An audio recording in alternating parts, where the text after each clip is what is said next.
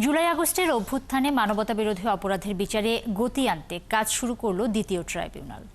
বিশেষ ট্রাইব্যুনালের চেয়ারম্যান বিচারপতি নজরুল ইসলাম মঙ্গলবার এজলাসে বলেন, কোনো হামলা বা গুলির ভয় দেখিয়ে বিচার বাধাগ্রস্ত করা যাবে না। এদিকে শেখ হাসিনাকে এবং আসাদুজ্জামান খান কামালকে আত্মসমর্পণের নির্দেশ দিয়ে দুটি পত্রিকায় বিজ্ঞপ্তি দিয়েছে ট্রাইব্যুনাল 1। আরও জানাচ্ছেন সৈকত সাদিক। শেখ হাসিনা সহ তার সরকারের মন্ত্রী, এমপি, আইন শৃঙ্খলা বাহিনীর সদস্য সহ ৪৬ জনের বিরুদ্ধে গ্রেপ্তারি পরোয়ানা শুরুর মধ্য দিয়ে গত বছর ১৭ ডিসেম্বর কার্যক্রম শুরু করে আন্তর্জাতিক অপরাধ ট্রাইব্যুনাল 1। জুলাই আগস্টে সংগঠিত মানবতা বিরোধী অপরাধের পাশাপাশি আওয়ামী লীগ সরকারের আমলের গুম, খুন, শাপলা চত্বরে হেফাজতের সমাবেশে হত্যাকাণ্ড সহ বেশ কিছু মামলা জমা পড়েছে ট্রাইব্যুনাল 1-এ। এই বিচার কাজে গতি আনতে এবার কার্যক্রম শুরু করল দ্বিতীয় ট্রাইব্যুনাল।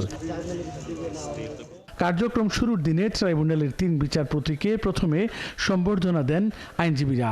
চিফ প্রসিকিউটর আশা করেন, গুম খুনের সংস্কৃতি বন্ধে ন্যায় বিচার নিশ্চিত করবে আদালত। যেগুলোকে আমরা এর মধ্যে চিন্তা করে দেখব, যেগুলোকে এখানে দেওয়ার মতো সেগুলোকে আমরা এখানে নিয়ে আসবো, আর যেগুলো সামনে আসবে সেগুলোর অনেকগুলোই হয়তো এখানেই দায়ের করব, যাতে করে ট্রান্সফারের ঝামেলায় যেতে না হয়।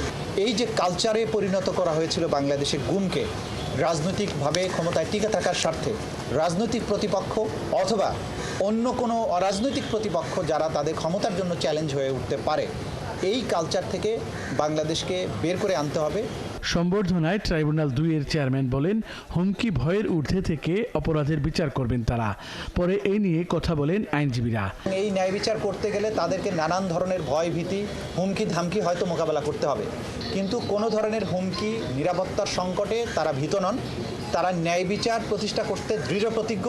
বাংলাদেশের ইতিহাসে আর যাতে কেউ ক্ষমতায় টিকে থাকার জন্য দিনের ভোট রাতে করতে সাহস না করে, সে যেই হোক, সেই আলোর পথ দেখানোর জন্য হলেও আন্তর্জাতিক মানদণ্ডে এই ন্যায় বিচার প্রতিষ্ঠা করা প্রয়োজন, এটাই বলেছি।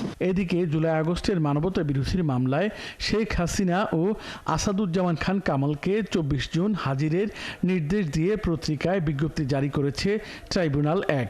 বিজ্ঞপ্তিতে বলা হয়, ওই দিন হাজির না হলে আসামিদের অনুপস্থিতিতে বিচার কাজ চলবে।